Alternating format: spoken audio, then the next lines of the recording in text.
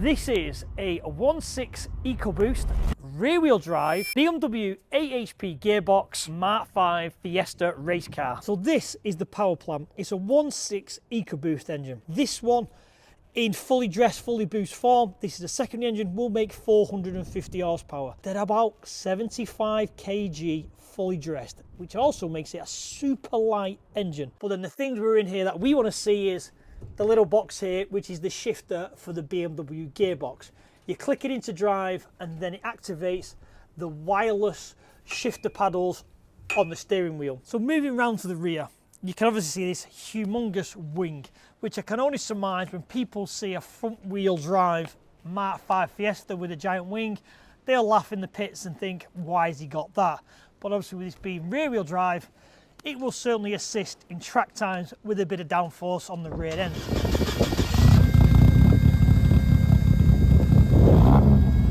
So obviously it's the 1.6 EcoBoost, and what he's done is he's made like a framework which runs from this side all the way over the top and all the way down to this side as an engine mount. It also has a supporter going across the bottom which supports the bottom of the engine as well as the dry sump. So master switch on, ignition on. Obviously, fire it up. Yeah. Very simple. Go straight to drive. That's just standard drive. Yeah. Click it across into manual mode, and then you can literally up and down the gears on the paddles. Wow.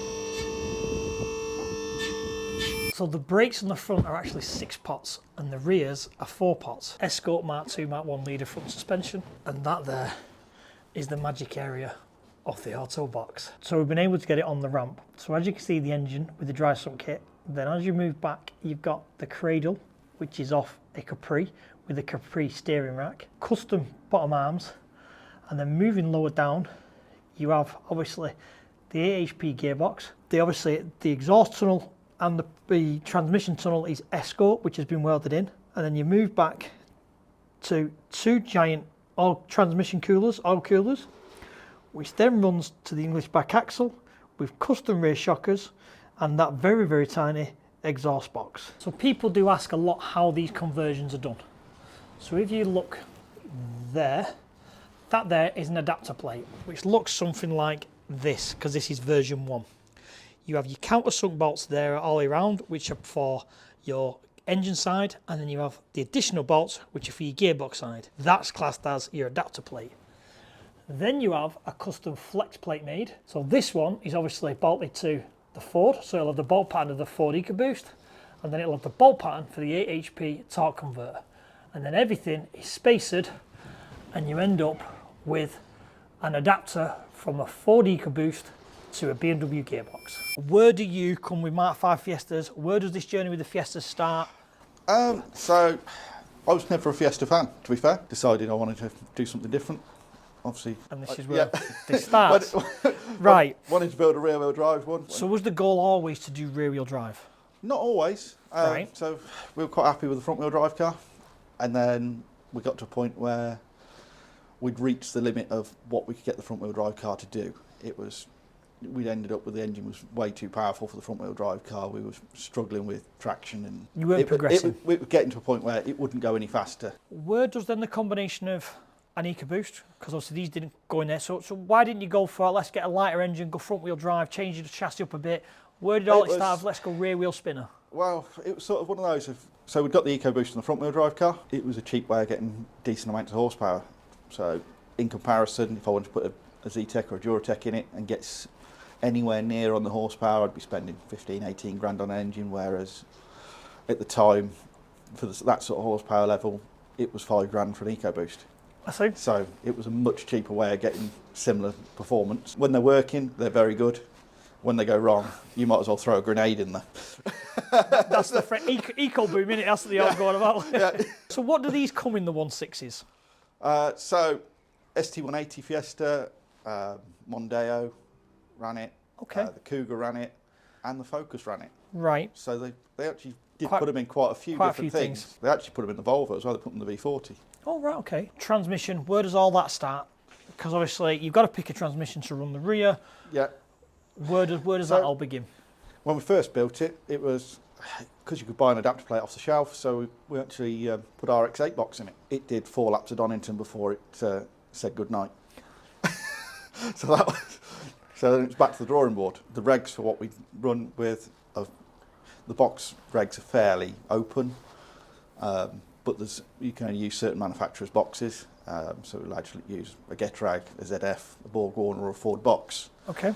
There was a little bit of a loophole because the RX-8 box is a copy of a Getrag. Okay. So there was a little bit of a loophole there that they allowed us to exercise when we first said we were building it. So then we went across to a 1 Series BM box, manual box, and that was pretty good. Not really any issue. And then as you get to a point where, you know what, it would be nice to make it change gear faster. Because it's turbo, the regs for the one championship we run in doesn't allow it to be sequential. Right. So then it was, well, where can we go from here? We can't put a sequential in it. The H-pattern box, there's only so fast you can change gear with a H-pattern box. And then it was, well, actually, let's go down the automatic route. Okay. And hence where we are now. Okay. So you've then turned up to a committee meeting. Yeah. You've told them that you want to build X, Y, and Z. Yeah. Did they understand what this box was and explain what the discussion was with the committee? It was, to be fair. I went to them and said, look, the answer was it got to be, so long as it was a proper automatic box with a torque converter and not a DCT or a dual clutch box, then it was okay to be used. We've had to do a little bit of mods because we're only allowed to use 6 gears, so we've had to turn 2 of them off. Right. Luckily, it will start races. It will do a standing start in 3rd gear because first is ridiculously low, 2nd isn't much better, 3rd is a little bit on the tall side, but it will. But actually, it's got a fair from 4,500 revs. It's got over 300 foot-pound of torque, so it's got a fair chunk of torque to actually. It will pull 3rd gear from a standing start. Right. See, that's where because obviously when you said that, my head's gone. So this I was thinking you turn the back end gears off. Right, okay, but you turn the early gears off because they're useless anyway. They're useless. And racing, they're useless. Correct, yeah. Like in 8th gear, it's geared to nearly 150 mile an hour. The regs say you're allowed to use 6 forward gears. It doesn't matter which forward gears they are. 6 forward gears. And if we go to somewhere like Mallory Park, we can turn 2nd back on because we might want that for the hairpin. But we're never going to want 8th at Mallory because you're never going that fast. So we can use 2nd to 7th. So we're saying you can turn 2nd back on. Yeah. Does that mean you are turning up to a race, you are telling your control only to use them gears, and them 2 are turned off? Yeah, so you can turn them on and off in the software. So I was thinking turned off means you've span them off on a lathe. No, they're literally, you go in the software and you can turn the solenoids off that control whichever gears you want to use. So you can, to an extent, you can vary your gearing depending on where you are. On like a karting circuit, you'd want 1st because you might want that to get out of a really tight corner. So can you do, because I'm still learning a little bit about these 8 HP stuff. So could you do turn off, keep 1, 3rd, miss 2nd? Can you adjust and it'll just skip through? I don't know, is the honest answer. Right. I haven't got that far down the rabbit hole of playing with it. It's still a very early days of the conversion. Right. It would be nice if we could, but I don't know if we can. That's impressive, that. Wow, I can't believe more people ain't going down that route of doing this then. I think it will be more popular because realistically, if we were allowed to run a sequential, it would be probably 5 or 6 times the cost in reality. Yes. So like this conversion is 2.5, 3 grand and you're away. The reason why I like this kind of setup is because I'm a cheap man who can't afford sequential. Is if my box breaks, I can go and find one in a scrapyard 100 yards from where. Yeah, pretty much. That is the beauty. So like, this is a standard N47 8 HP 45. Wow. Fitted in 1 Series, 3 Series, 5 Series of like 2010-ish era cars. There's loads of those in within 10 mile radius. There's loads of those. There's loads of those in scrapyards. And the reason they're all in scrapyards is because the engines were no good. So actually, it's not like you're going to buy one out the scrapyard and the box is going to be no good because the box was never a problem. It was always the timing chain fell off. Amazing. So tell me about this. So is it forged? Does it have pistons? So what's all that? We're on a Darton liner block. Right. Okay. because the block is one of the weakest points. Forged piston, steel rods, knife edge crank, got ported head, big Larry cams in it. Obviously we run a big turbo anyway. This is the spare, it's relatively wound back from there. So what do these make? Because obviously we're saying automatically Donnington are only going to make a product for an engine which is going to be very popular. Yeah. So I'm guessing these are getting quite popular and they're going to start making power. Yeah, so the main engine on full boost will make best part of 450 horsepower. Okay. To the wheels? To the wheels. Right. This one, we've actually wound it back a touch because it's not got so much trick stuff in it. We wound it back out on the dyno this week. We're down at 312, but it makes that from 4.5 all the way to the limiter. Wow. So it's a very flat power curve. Whereas with some engines, certainly boosted stuff, you end up with this massive turbo lag, and it's every time you get up a gear, it's like, oh, we're going to wind it up again. It just about comes on song, then you've got to change a gear again, and you're off it. So what are you using to control this engine? So it's on SCS Delta. Yes. Which works really, really well with it, to be fair. Right. You can literally you can alter whatever you want to alter. One of the big things with these is to make any sort of real horsepower, you need an awful lot of fuel. Right. Like the high pressure pump will make 200 bar. Direct injection? Direct injection. Okay. But to make the high pressure pump make 200 bar on the red line, it needs 7 bar of head pressure at the red line. So on full song, it uses nearly 1.5 litres a minute. Okay. So you need a lot of fuel pump in the boot. Yes, you do. And Yeah. Very much on the limits. Yes. Very much on the limits, and it's. I can imagine. We've had one of the Wildbros go down last year, and ultimately it cost us an engine. At that point, we hadn't got any safety in for the low pressure side going down. Now it's got fuel pressure sensor in the low pressure side, which is connected to the dash.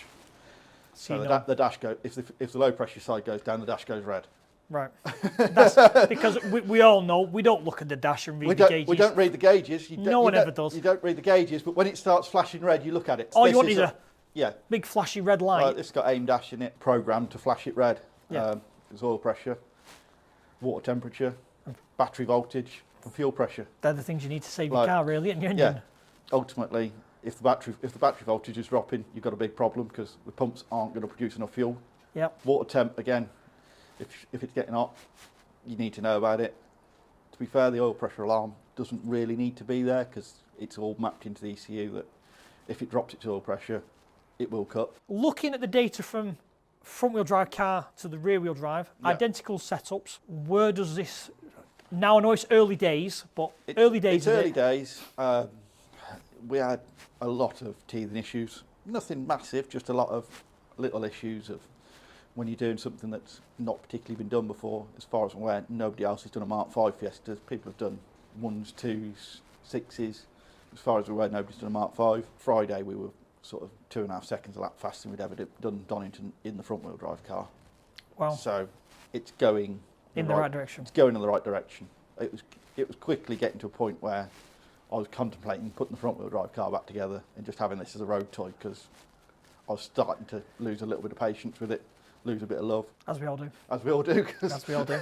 When stuff doesn't go right first time. Yeah, you play your heart, soul, and most of the money you've got in the bank account into it, and it doesn't work. That's life with cars, mate. The running joke in the paddock was, because we got to a point where we got the engines really singing, but they were very, very fragile. The running joke in the paddock was, how many sessions is he going to do before he's putting another engine in it? But again, it's one of them with a lot of things is development time, isn't it? Yeah.